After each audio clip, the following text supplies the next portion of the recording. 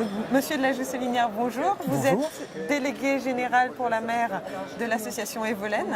Pouvez-vous nous présenter un peu l'association, Oui, s'il vous plaît? délégué à la mer d'Evolaine, et Evolaine est donc, comment dirais-je, l'organisme associatif qui représente les 250 industries françaises du monde du gaz, du pétrole et des énergies marines renouvelables.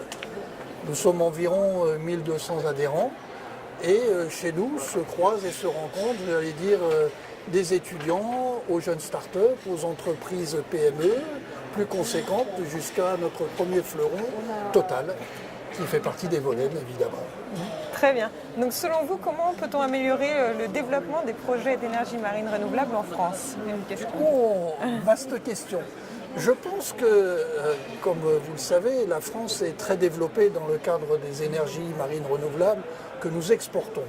Par contre, au niveau territorial, avec une façade bien connue qui se répartit au moins sur notre hexagone entre la Manche, l'Atlantique et la Méditerranée, de très nombreux projets sont ou actés, comme les plus de 400 éoliennes à positionner en offshore, ou j'allais dire toujours en cours de développement dans ce qui est hydrolien et même autres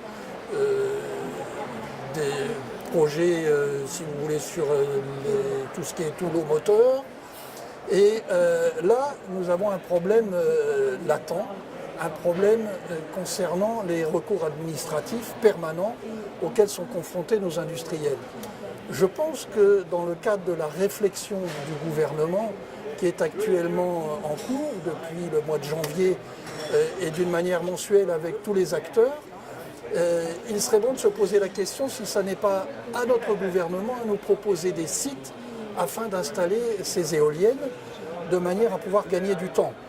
Je prenais un exemple, ou j'écoutais plus exactement un exemple récent, des Portugais qui s'étonnaient que leur projet ait duré longtemps.